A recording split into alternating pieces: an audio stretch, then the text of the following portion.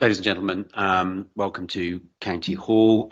For those who are sat in the council chamber, this is the Employment Committee of today, the 29th of July. I have not only do we have the Employment Committee here of myself, Richard Roberts, Chairman and Leader of the Council. We have Steve Jarvis, the Leader of the Opposition and the Liberal Democrats. We have Asif Khan here, who is substituting for Nigel Bell. Asif, thank you very much. We have Fiona Thompson, Deputy Leader of the Council, and we have Bob Deering, Head of Resources, and Fiona Thompson is also the Cabinet Lead for Children's Services. So those are the 5 members of the Employment Committee. We're also joined by a very senior team of officers, which is reflective of the nature of the business that we are to conduct today. So I have next to me Chris Badger, who's Executive Director for Adult Social Care, who is standing in for the Interim Chief Executive, Scott Crudgington, who is not available this morning. Sally Hopper, Director of HR, is here with us. And we have Helen Maneuf, who is the Interim Director of, is here as Head of Resources. And we have Anna Morrison, who is significantly involved in the detail of this and the reason for why we're here today. And I also have a number of union and employee reps joining us, and you're very welcome to witness what we're business we're about to conduct. There will be, and to those of you who are online, and there may be many of you, you're very welcome. And just for everybody to be aware that we may have a significant audience for today's discussions. There will be a part 1 and a part 2. Part 2 does contain some quite sensitive and detailed information that the Employment Committee needs to understand and to look at.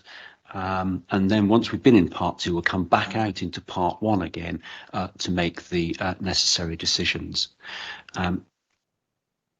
Still people trying to come in. There we are. That's excellent.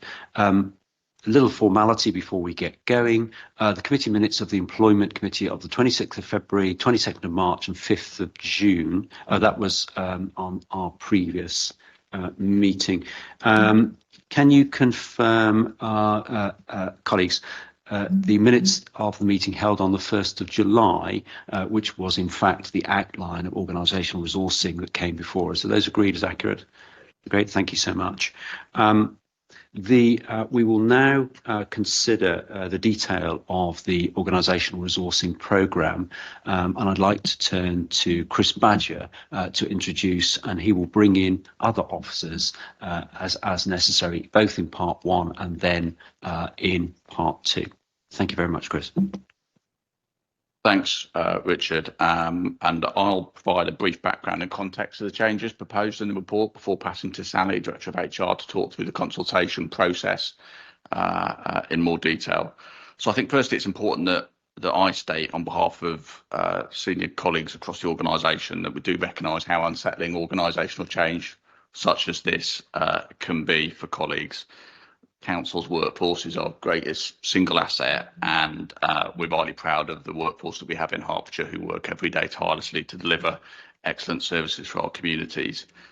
So while it's really obviously imperative that the council is within its financial means, it's also part of the changes managed as well as possible, and the design of the organisation is fit for the future. Sally will outline in more detail later the steps we're taking to help colleagues through this uncertain time, and this will remain a priority for the leadership team. And I know Scott as Interim Chief Executive and Angie as Chief Executive Designate have taken a personal commitment to ensure that continues throughout the process.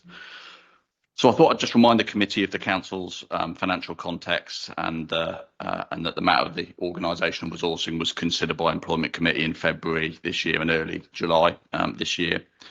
So in terms of the council's financial context, the 24-25 budget, whilst £98 million higher than the previous year, is still predicated on £46 million worth of efficiency savings. and the use of £11 million of reserves.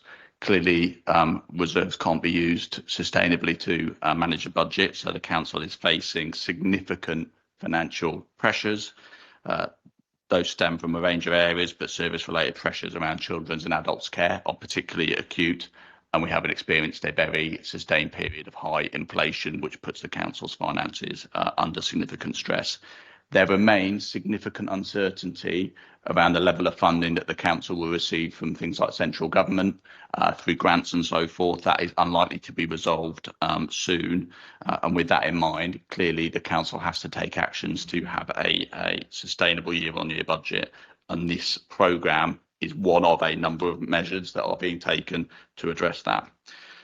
I did want to mention just a couple of other specific areas that are being addressed that relate to organisational resourcing but aren't dealt with in this paper.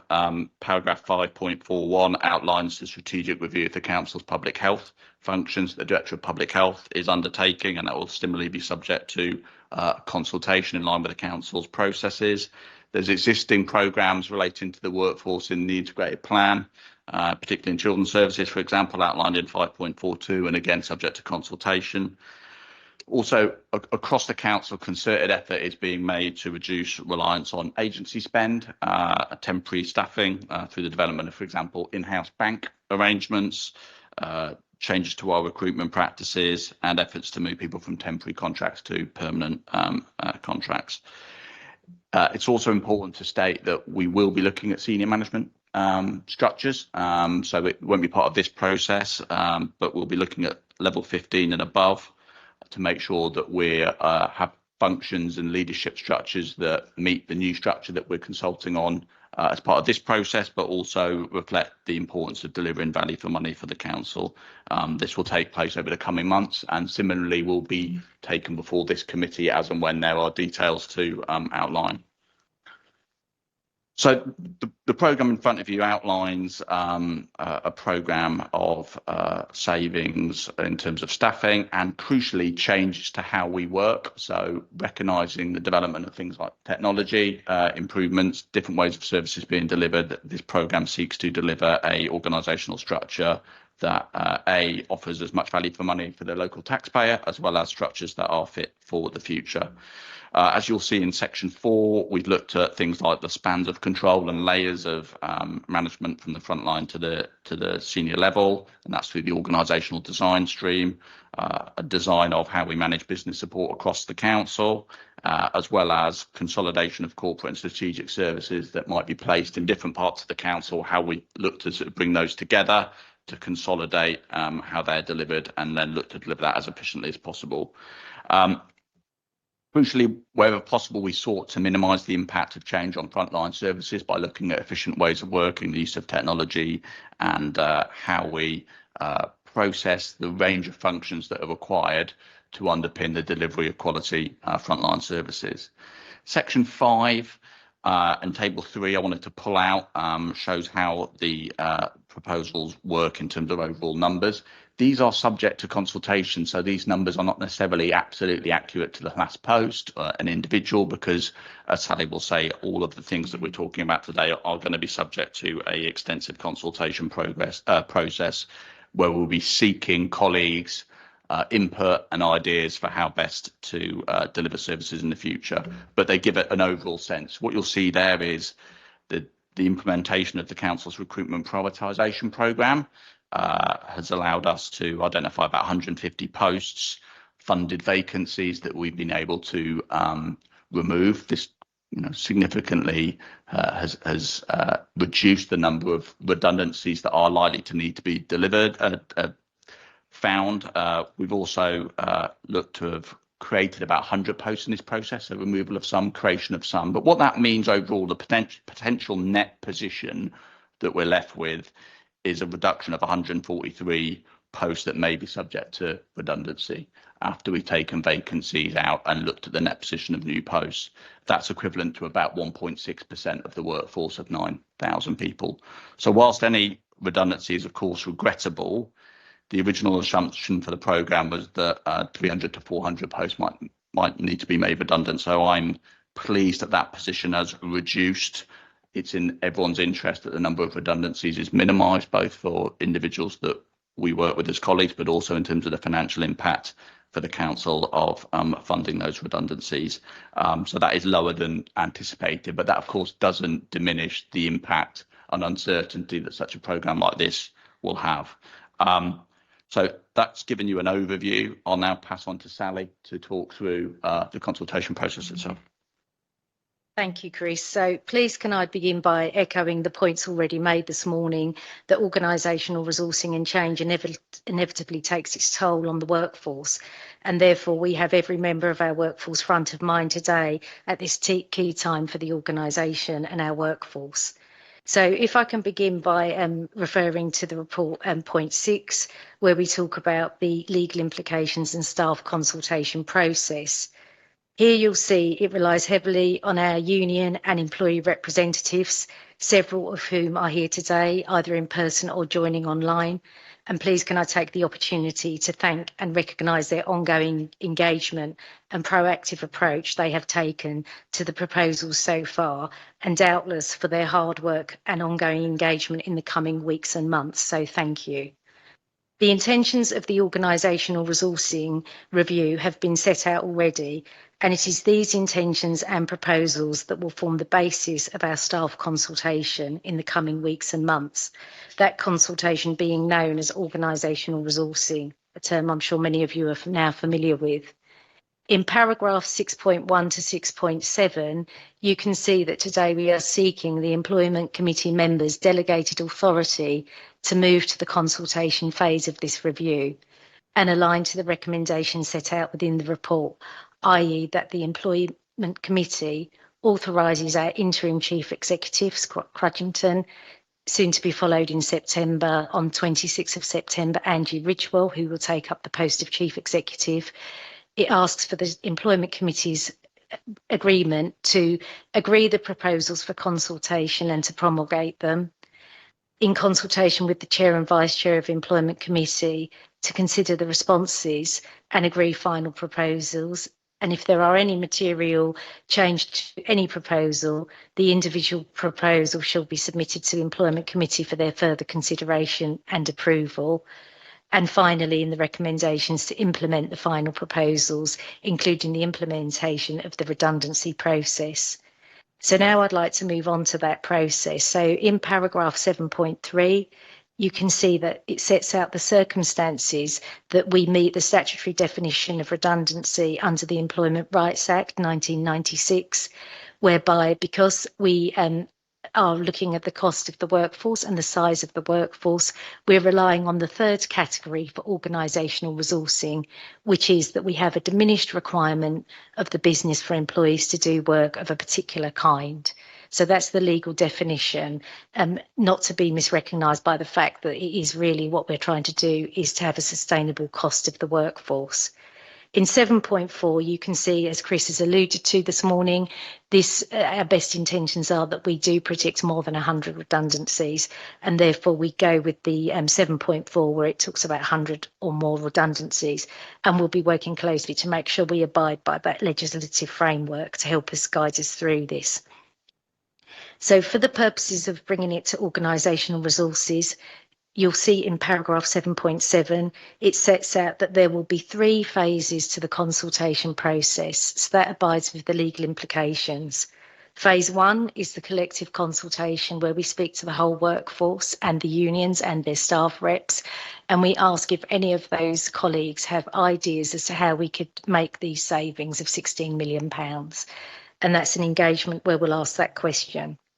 Then we'll move to phase 2, which importantly is known as subsidiary consultations, of which we expect to have over 30. And those subsidiary consultations are going to begin on the 19th of August. So just in the middle of August, they will start to begin. And they will be consultations on a range of different things that we propose to do to bring about some of the changes Chris has set out this morning, and also bring about those staff changes.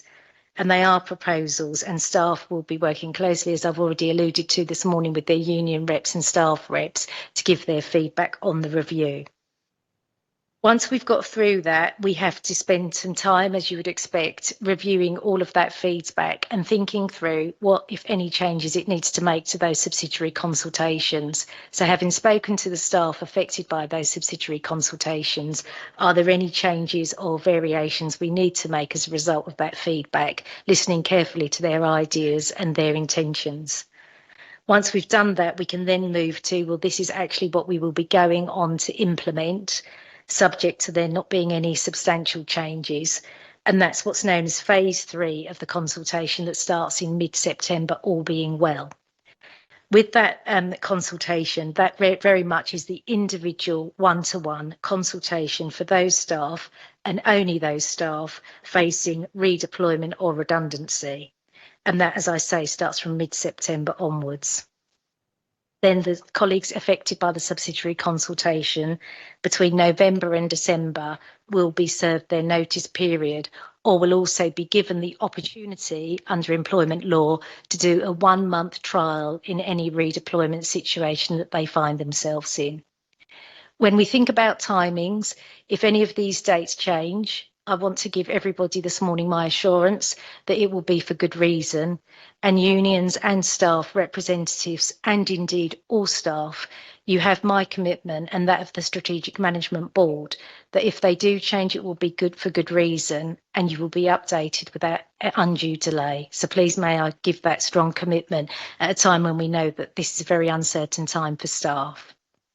Then if I can pay our attention to 7.1, 7.11 and 7.12 in the report, I just want to take some time to make an important distinction between staff being consulted. A frequently asked question is, what will the consultation mean for me? And so it's important to spell out that it's only those staff in the subsidiary consultation who are facing redundancy or redeployment that we are meaningfully consulting with at that stage. That being said, our intention is to be as transparent as possible, and all of the consultation documents will be on the intranet, and where we know staff can't access the intranet, we'll be taking every reasonable measure to make them accessible to them. And of course, we'll rely on their line managers to help us do that. Another frequently asked question that I've had in the last few weeks, both from unions, employee reps and colleagues themselves, and I want to deal with it this morning, are we going to allow voluntary redundancy? So just so everybody knows what that means, that's when the colleague comes forward and voluntarily says, I would be okay to be made redundant. It's a question that's come up a lot, and I want to take this opportunity to confirm that as at today, it is not our intention at this time to offer voluntary redundancy. But like any other organisation, we are keen to retain the skills we need and match people to the roles in the most objective way possible to give the best outcomes to our residents and staff. So that's our intention. Again, if that changes, you'll be the first to know. But that's our intention as we sit here today on the 29th of July. Then if I can just go on to all of that being said, it's very apparent to all leaders, I think, within the organisation, it's accurate to state that this is a big deal for staff right now, both working in the public sector and also being part of these proposals. So great care needs to be taken as we move to paragraph 8 in the report in relation to employee support. And here you'll see set out, to the best of our knowledge today, all of the things that we will be putting in place for those that find themselves at risk of redundancy. This support will be offered in liaison with the employee and their union or staff representatives. I'm mindful that the unions already do a very good job at offering staff support who find themselves in this unfortunate position, and I want to acknowledge that this morning. But to give every possible chance, opportunity and guidance at this key time, there will be all of the support laid out in paragraph 8.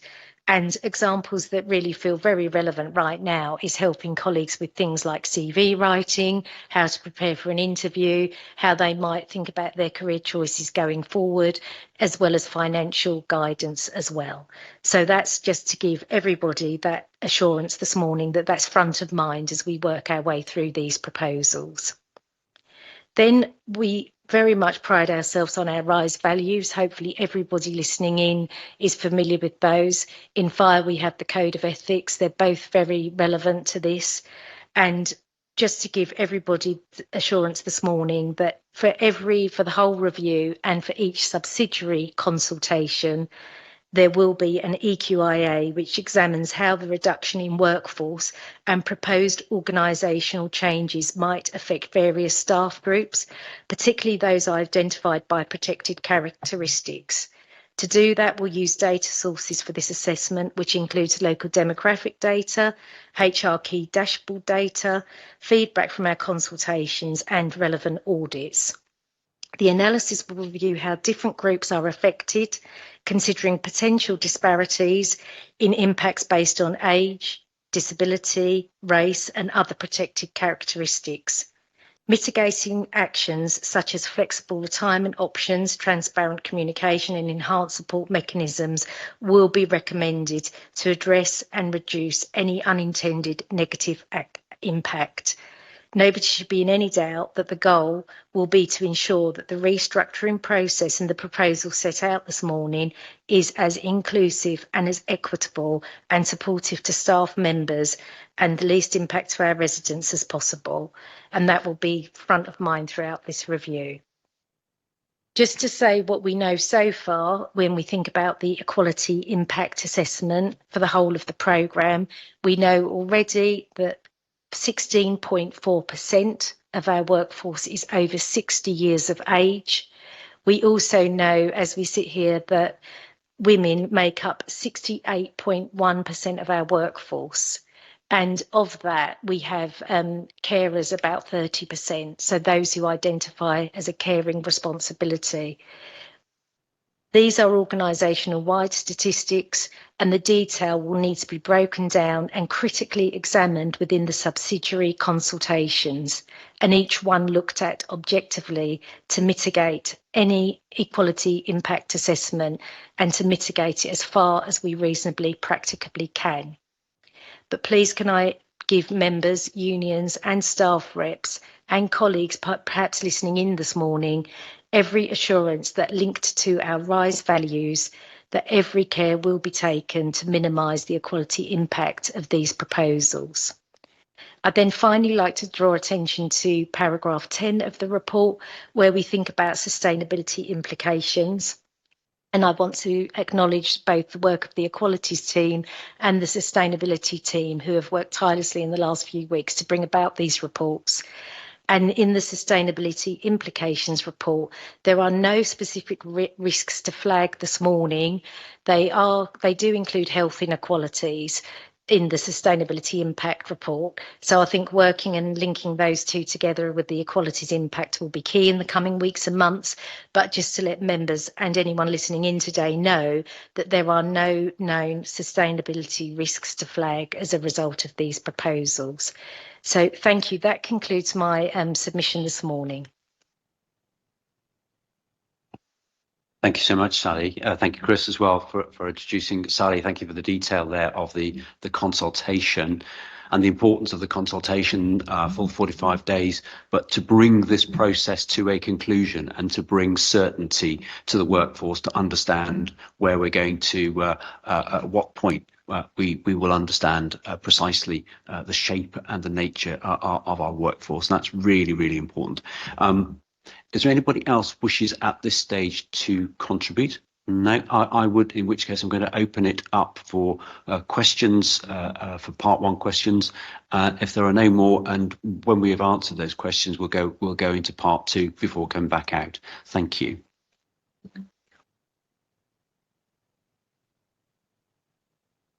Steve Jarvis. I mean, I just I have one specific question, but I'll just make a few remarks first. I mean, I think we understand the council's financial position and that is unlikely to be changing significantly, and clearly there is a significant risk to the entire organisation and its staff of failure to address those issues.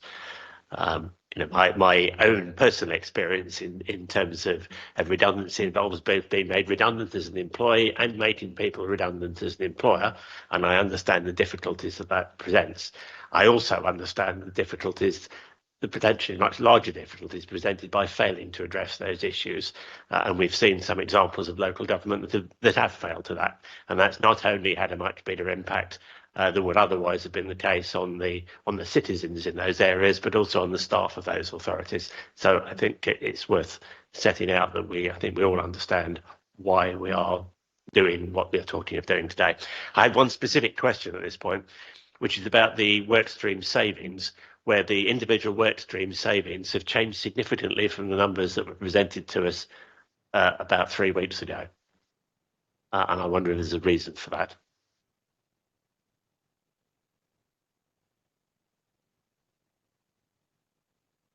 Thanks, Steve. Yeah, so the work streams have always been quite interrelated, interdependent. So things like organisational design, which has looked at how areas are structured and things are layered in, has taken more of the savings than had previously been planned. I think one of the ones that's been reduced slightly was around customer support, Steve. And I think there was a view there that there's a number of other transformation programs going on within the integrated plan, for example, in adult care services around Connect and Prevent, that look at that as an issue, and where we need to make sure that those proposals progress at speed, because after all, some of those savings proposals are greater than the savings in this programme. So we've looked to prioritise effort in those areas that can have the biggest impact on the integrated plan. We've also seen that when it comes to what some of those things look like, we've got to keep open always the chance that further looks at how we organise things will always be necessary, depending on how technology changes, what the future finance settlement looks like, how does the role of local government change in the future. So we're always open to those changes. Those changes in the workstream pattern I don't see as being a big change in direction, rather quite a sort of technical view around where best to get those savings in the short term, prioritising those areas where we've all got existing programmes that we need to make sure we deliver.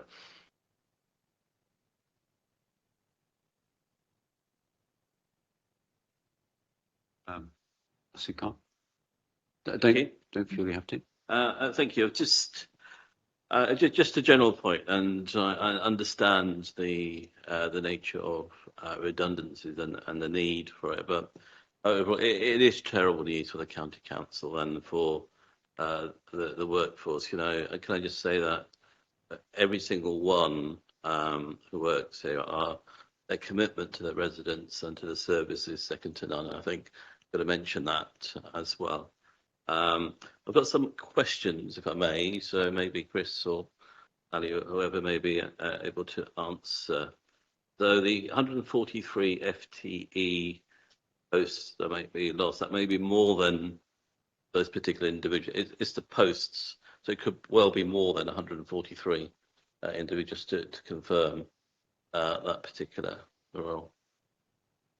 So it's a fair point, I see, fair question to ask, because we have more staff, some would plus something like 9,000, but we don't have 9,000 full-time staff. So, Chris.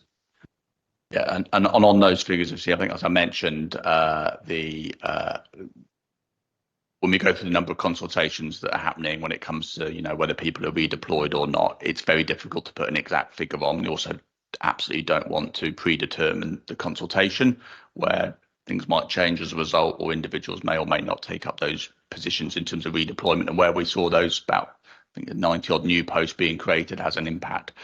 We think that's broadly what the impact may be, but clearly we'll be keeping monitoring that. The difficult decisions the council made last year around recruitment prioritisation, which, let's not be in any doubt, has had a significant impact on colleagues because we've not been able to recruit to positions. That has had the consequence of reducing the numbers that we are likely to need to make redundant, because we've been able to take those vacancies out, and that's reduced the overall impact substantially.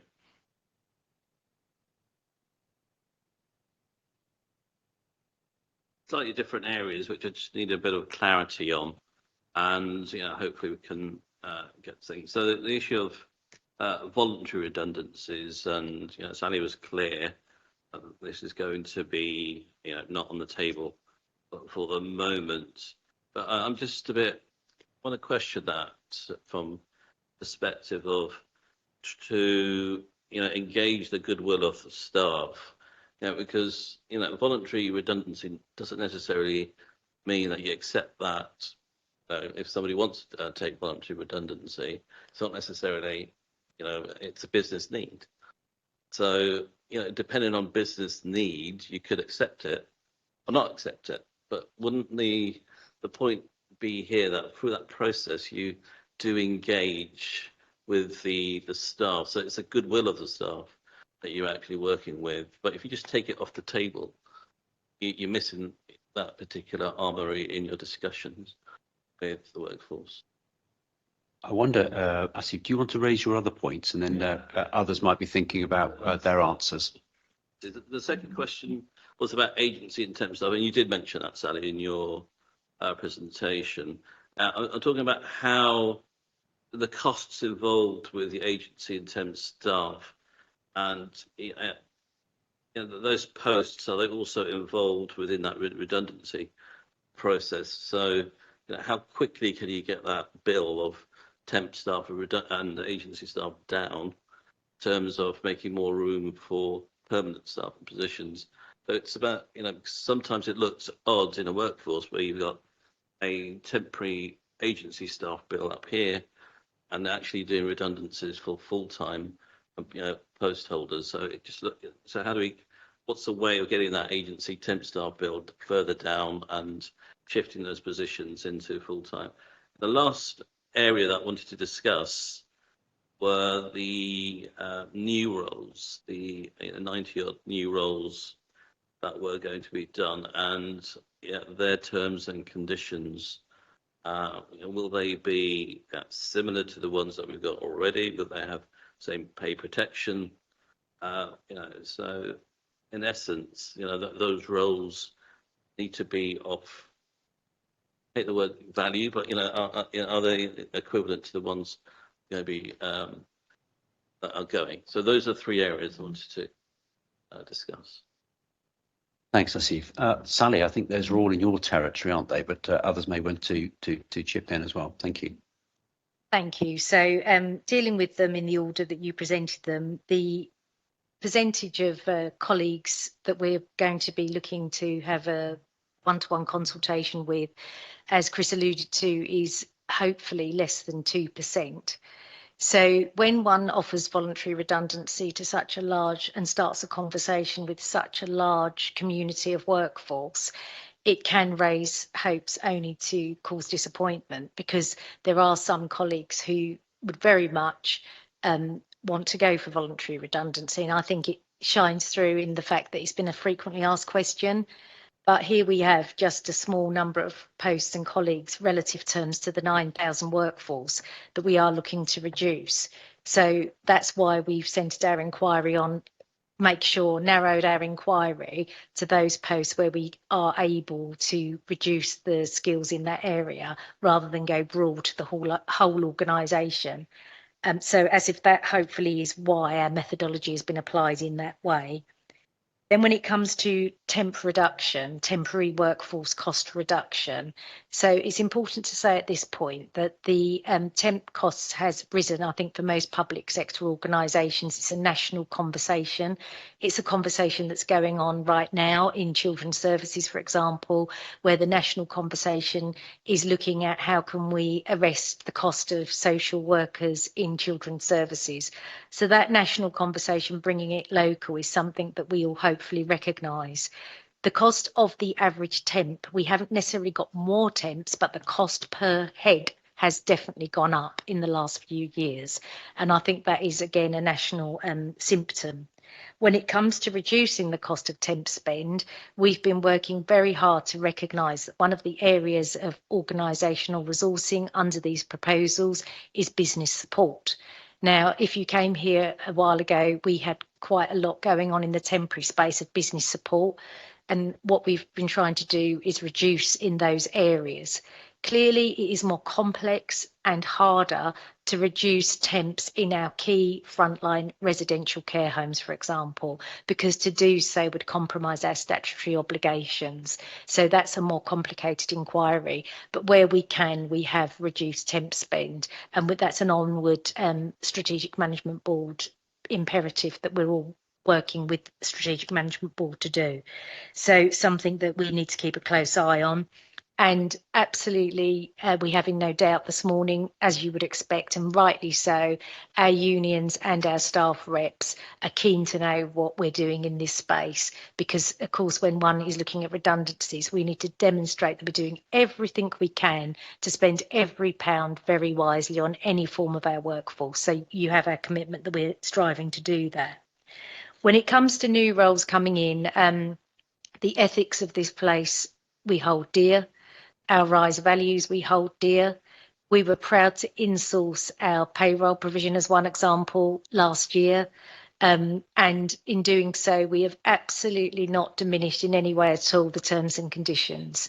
They are exactly the same as any colleague who is working in the way we pride ourselves at the moment, and there is no hidden agenda to do so. So in terms of anyone who finds himself in a new role, there will be an absolute business continuity of their terms and conditions. And it's a really good question. And I'm really glad that I've had the opportunity to clarify the way we will maintain that psychological contract with all of our employees as we go forward. Thank you.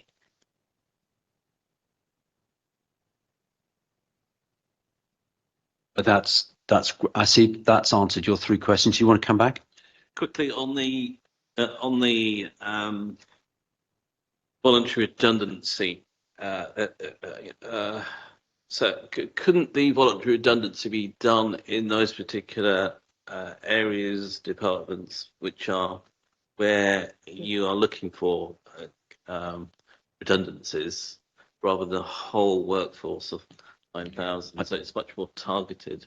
My question. Okay, Chris is going to have a second go. Thank you.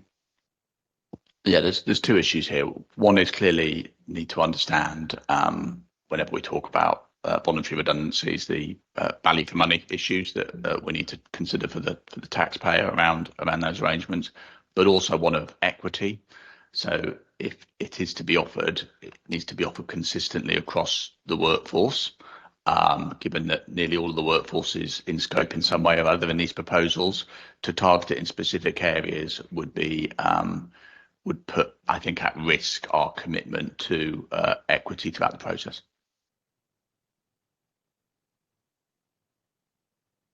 I think that's right. Thank you for those questions. Anything further? Steve, please come in. I just have one supplementary question arising from the answers to Asif's questions. I mean, there are clearly parts of the council that are going to where there are still vacancies, where there is a still need to recruit, and it may well be that the skills or interests of some of the people whose positions disappeared don't match those, but there may be occasions where they do, or where they're able to retrain.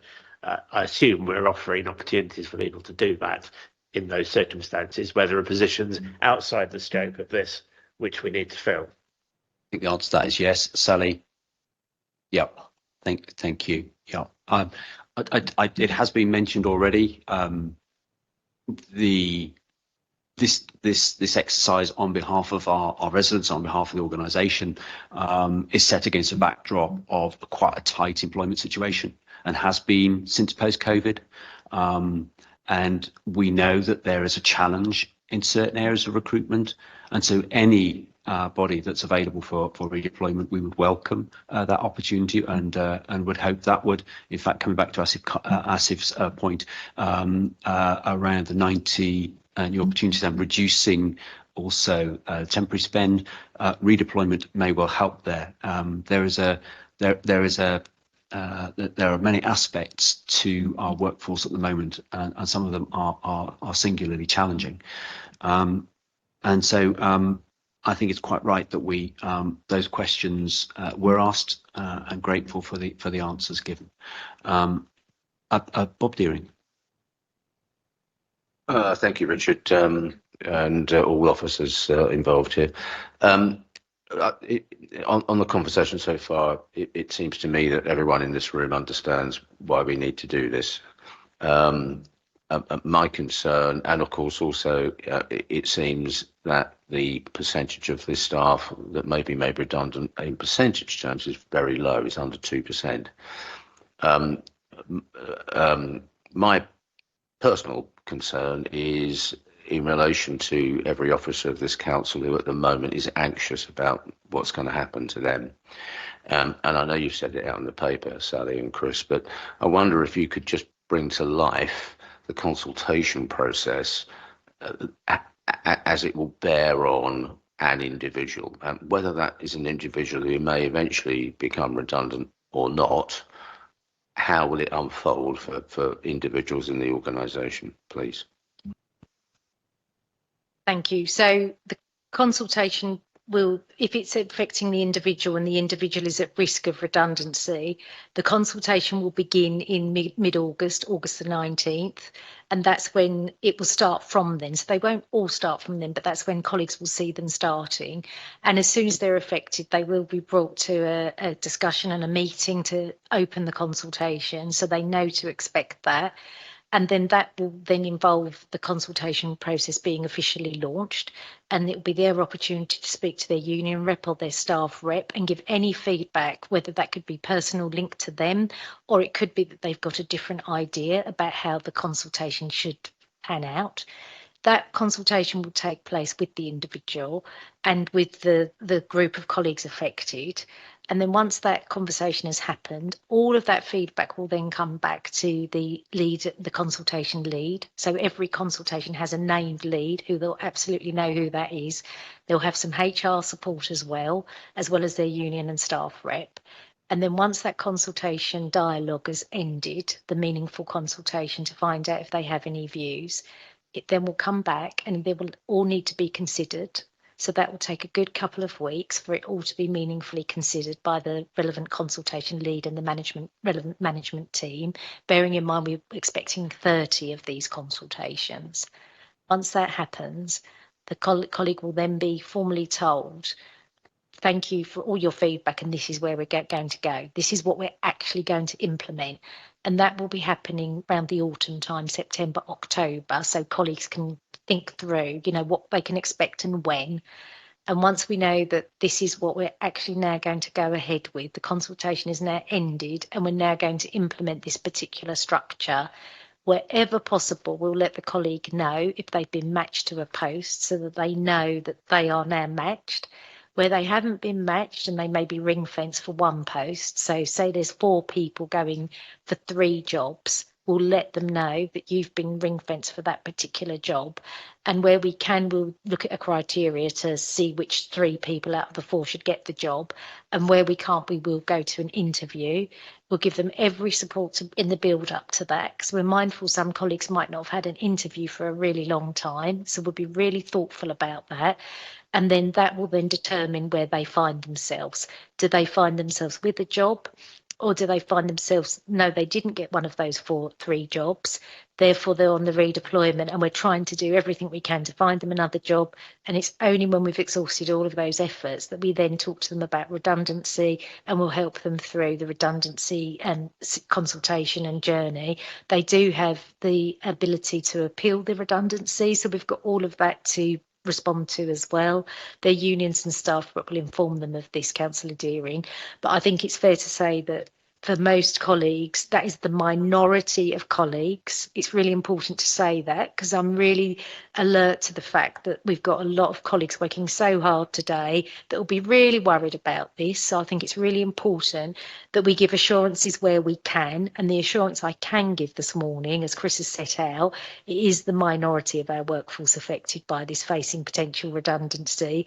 But if it's you, it's a really big deal. So what we do next really matters. But the message I'd like to give to staff is that It doesn't have to, if they're really worried that their job is at risk and it's causing them unintended anxiety, I would invite them to, without delay, to, in the first instance, speak to their manager. And if their manager can't help them and give them the assurances that they need right now, then definitely come and speak to HR colleagues, and we'll do everything we can to be very, where we know, we'll say. So if they are, if we believe their post is one of the subsidiary consultations, we'll say so. If we know that it absolutely isn't, then we'll also say so. So where we can, we'll give assurances. But because of the scope and the scale of these proposals, it needs to take the time it has to take legally. So that's why it's taking a good few weeks and months, but we'll do everything we can to give colleagues certainty where we can, and where we can't, we'll say so. So I thank you for the question, because I'm sure it resonates with a lot of colleagues listening in today. Can I just say thank you very much for the answer, Sally? It's very clear from your answer that enormous amount of thought's been given to this, and the anxiety of individuals, and it's not just by yourself. I know that there's a raft of officers who've been involved in this, and you're all very alive to this. Very fulsome answer. Thank you very much, Nick. But can I just pick out one thing, which is that every individual will have the support that they choose to have, whether that be the union or whatever it may be. No one needs to go into this on their own. That's correct, isn't it? And I really feel supported by the unions and the staff reps. They've taken this very seriously, and rightly so. And they're there for all of anyone in a subsidiary consultation. Particularly, they'll have named people they can speak to. So any staff rep, any staff member, they'll have that named officers that they can speak to and draw on. But I think it's also, it doesn't need to end there. We're all managers. We've got lots of leaders in this organisation. Now is the time to show compassionate leadership. And I know that it's a conversation we've been having with all of our heads of service and above, that we really urge them, even though they are affected by some of these proposals, as Chris has set out this morning, it's a time for compassionate leadership. Thank you very much, Sally. I'd absolutely echo that. Thoughtful, compassionate, engaged, considerate. This is the language that we will expect, and I'm sure everyone engaged in this will be supportive. And dare I say it, thinking about what was like coming out of COVID, a lot of that has been institutionalized as a result of COVID, and thoughtful support for our staff is important. Just to add as well, that this has been a long and thoughtful and considered process. It started in spring of last year. This is the most important meeting, in a sense, to bring the consultation to being, and we have some months to go yet. But we are beginning to see the end of organisational resourcing, and that will be important to give certainty and confidence to staff about what the new shape of the organisation looks like. So, Fiona Thompson, did you have anything to add or questions? And I think thank you. Thank you. Maybe my light wasn't indicating. Thank you very much. And thank you, Chris and Sally, for outlining the background and the process. I mean, clearly this is a very challenging process, and what really resonated with me was compassionate leadership, and I think that's incredibly important. We know we've got an incredibly committed workforce, and although the numbers of roles, full-time equivalent roles that may well be considered for redundancy are low, as has been said, if you are one of those, then it's incredibly significant, and I think as members we absolutely recognise that. So I was going to ask a question about the support for staff throughout the process, which Bob has asked and which you clearly articulated. My question relates to the consultation process, and thank you again for outlining the various stages of that. I suppose in terms of timeline, Sally, how confident are you that the timeline that's being put forward is achievable? Because clearly it's a huge consultation process. And I ask that question while acknowledging that the longer it goes on, the more actually really distressing it can be for staff. So there's that balance between needing to move at pace, because actually if for those who are uncertain about whether their jobs are going to be impacted or not, it's the uncertainty is very real, but actually it's about moving quickly enough, but not too quick. So perhaps you could answer that. Thank you. So thank you. So the timeline that we've set ourselves is to, as set out in the report, but just to remind everybody that the ideal is to have this implemented from December this year. So not that far away at all when one considers how the weeks go by. I think that the way you've displayed your question and asked your question today is spot on, in as much as it needs to take the time it needs to take, and it needs to be meaningful and thoughtful. And you have a commitment in the report that if there are any variations, we'll be coming back to employment. Macro variations will be coming back. So it does need to take the time it needs to take. I think when we think about those 30 subsidiary consultations, they have all, in the majority of them, have had financial and HR validation and EQIAs. So they're ready to be launched without dehumanising this, but they are ready to be released, and so we're in a good place. There are, however, some complex work streams to this. You know, we're not only trying to reduce the cost of the workforce, we're also trying to, as Chris alluded to, look at our business transformation and the way we get work done in the business support area. Very complex area. There's lots of historical legacy information that we need to grapple with, and systems and processes that we need to understand and get right. Will that take a bit longer? I imagine it probably will. But I think that wherever we can, as set out in my submission earlier, these are the timescales, to the best of our knowledge, we're working to today. If there's a really good reason, it will be for good reason. And when they change, you have absolute commitment from the Strategic Management Board and myself that we will let both unions, staff, reps know. But the best of our intentions, those are the timescales we're working to. But like any big project, can it get delayed? Of course it can. And I think we need to go into it with the intentions of reaching December. But if there is a good reason that we can't, then it will be for that good reason, and it'll be doing it to the highest standards we pride ourselves on in Hertfordshire. So thank you. Thank you, Sally. And Chris, did you want to add something? Yeah, thanks, Fiona. Just to come back on what Sally said, so echo all that, and to say we look to proceed at the pace that's outlined in here, as you say, not least to ensure we minimise periods of anxiety for individuals. Absolutely right. Clearly, we've got a consultation process though, and that could throw, it's a genuine process, so we've got to be alert to issues that crop up and that we need to take account of. So we need to be ready to change those timetables if that does happen. Crucially, we're also talking about running a set of really important services for communities in Hertfordshire, and our number one priority is that those aren't put at risk in any way. So if we have to move timescales, we will, if we think there's going to be a serious enough impact of running to the original timetable. We'll try not to, but we, in a sense, reserve the right to if we think that's overall in the best interest of the organisation, the staff, and the citizens we serve. Thank you, Chris. That's a reminder. Fiona. Thank you. It was just really to come back on that, to thank Sally for her full answer, and just clearly acknowledge the compassion that you're bringing to this process, which doesn't go unnoticed. Thank you. Colleagues, I think at this juncture, I'm not going to say anything further until we've been into part two. So I think it's probably sensible to go into part two now. Not sure whether we'll need to be in there very long, but in case there are very specific questions in specific areas, then we can address those there, and then we'll come back into part one, and we will conclude with the recommendations and any further comments having been in part two. Okay, so there is a formality to that, which is that under section 100A4 Local Government Act 1972, the public do be excluded from the meeting for the following item of business on the grounds that they involve the likely disclosure of exempt information, etc.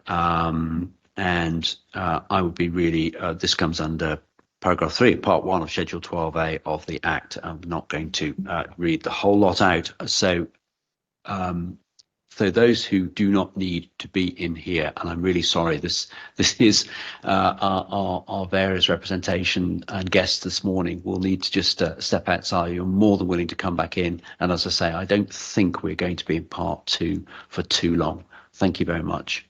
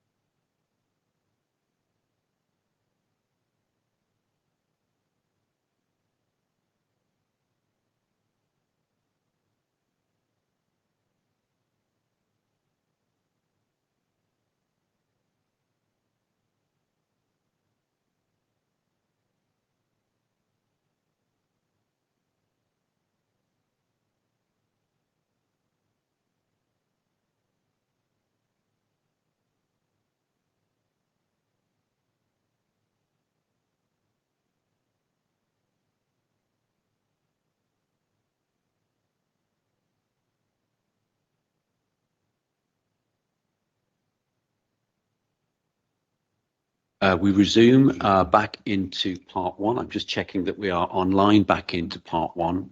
Thank you. And for those of you watching online, the union and employee reps have come back into the room, and very pleased and welcome that you are here.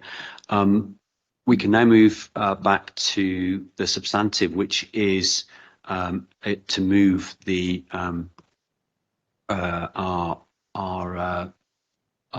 move the consultation. But perhaps before I do that, just a few words from me. There may be.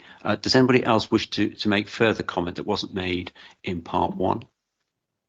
No, we're okay. Okay, Steve Jarvis. Yeah, I mean, I think one of the issues that I think has been a concern throughout this process is clearly one of the issues about the impact on the staff who will be involved, and indeed the staff who won't be involved but who will be concerned that they might be. But clearly another concern is that there are unintended impacts in terms of the services that we are delivering, since my understanding is that this is a process that is intended not to change what the people of Hertfordshire see in terms of what gets delivered, but to change the way in which that's done behind the scenes. But there clearly needs to be an ongoing review as to whether or not that objective is being achieved, and also whether or not the financial objectives are being achieved. Because if we put people through a considerable amount of upheaval, but we don't achieve the result, that would also be an unsatisfactory outcome. So I think there needs to be a recognition that there's an ongoing process of looking at, are we having any unintended consequences, and are we going to achieve the results, as in parallel with making sure we absolutely do this the right way for the staff. Chris, do you want a quick comment on that? I'll pick that up as well, because I think it's important. Thank you. Yeah, it's a really good point. This is a complex set of changes. It's a complex organisation. Any level of change, there's always unintended consequences. The key thing is the monitoring of that. So I think what I would say, Steve, is the monitoring that the organisation will be continued focus on the kind of monitoring of performance of services, feedback we get from services, our own data around human resources data, things like workforce turnover, recruitment, etc., sickness absence, as well as ongoing and very tight monitoring of the council's financial position, both this programme, but clearly any other savings programme that's around. We need to understand the extent to which that is on course to deliver those savings, because if they're not, then we need to take either remedial action on that programme or look at other areas where we need to make changes to what we spend and what we're budgeted to spend. That is a highly dynamic and sensitive process at the minute because of the volatility around things, particularly around inflation and price of goods and services that we buy. But also we continue to experience highly volatile and sustained increases in demand for services, particularly in the people services. And with that comes an ongoing need to be really vigilant around our financial position. Thank you, Chris. I would just add, I think the point you make, Steve, is a very valid one. We do not live in a world where there is stasis. There is change. There will be further change, and I suspect that we are on the verge of a new technological era, which we haven't even yet begun to fully understand, both within our own organisation, but more widely across the country. I think for us to prepare the organisation to be in the best possible shape to understand what that new era might look like, and particularly as we kind of, I think, power towards 2030 for want of picking any other date, but I think in that medium term, there is much coming down the track.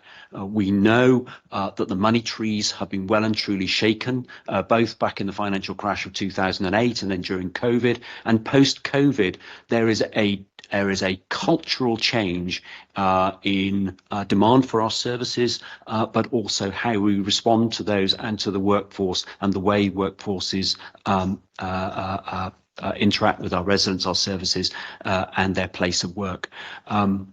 it is not lost on me, as I'm sure it is not on you, the savings that we are asking to find this year from the organisation at £47 million are almost double what we've done in previous years. It is a phenomenal ask of services to find those changes. And in addition, this 16 million is through the organisational resourcing, the workforce change programme is as an additional work. It is an incredible effort by the organisation from top to bottom to understand and to deliver against this. But I think it's absolutely right that we deliver the certainty at the end for the end of this programme, whatever change happens thereafter. But getting the organisation in the right shape with the certainty about the structures that will help to support the delivery of service to our residents, I think is really important, and it couldn't be, however difficult it is. I don't think there's a better time to do it. We have a new government. It's going to have a new relationship with us. It's going to, we already know, probably reflecting on comments to be made later today, that it's a very, very challenging financial environment, and that is the context within which we're bringing about this change. So I absolutely want to recognise that the value of all of our 9,000 staff who deliver day in, day out, that whilst there is a view that somehow the support staff are working almost in a vacuum, in some kind of back office environment, they're not. Every single person is adding to that delivery of service at the front line. And so I don't see it as quite as cut and dried as there are frontline services and there are back office services. There are support staff and there are very much frontline staff, but it is a combined effort. And without that consideration, that join up and those very, very tangible links right across the organisation, then we wouldn't be able to deliver those amazing services that our residents demand.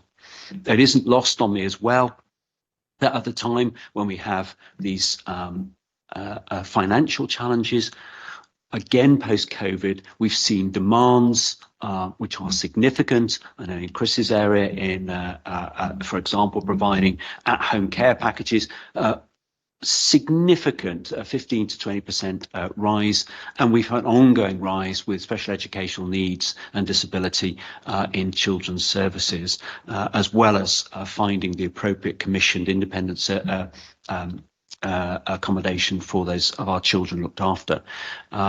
And it's probably not lost on any of us that those services, which are not overspending in any way, which are delivering day in, day out, are under pressure, especially our infrastructure services.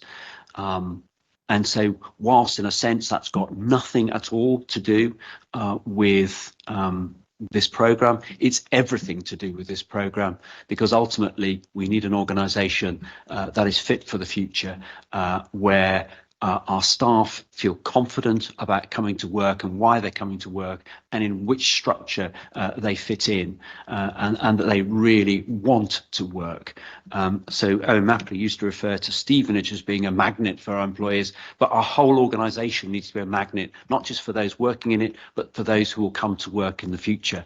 This has to be, for the people of Hertfordshire County Council has to be an organisation that people want to work for. Otherwise, those services and all of its some 500 aspects of delivery will not be fit for purpose for our residents and for the future. So that's what I'd like to say in sort of concluding remarks. And then I think I'll formally set out what is on the order paper at 2.1, that the Employment Committee, 1, notes the organisational resourcing programmes, progress to date, next steps and the key risks and considerations in the report. 2, notes the information contained in Part 1 and Part 2, identifying the emerging proposals regarding the savings to be derived from deletion of posts across the council. 3, notes and agrees the proposed model of consultation and timescales set out in the report, and so clearly by Sally Hopper this morning. 4, authorises interim chief exec and head of paid service to A, agree the proposals for consultation, and to promulgate. B, in consultation with the chairman and vice chairman of employment committee, to consider the responses and agree final proposals. And to note, if there is any material change to any proposal, the individual proposals shall be submitted to the employment committee for their consideration and approval.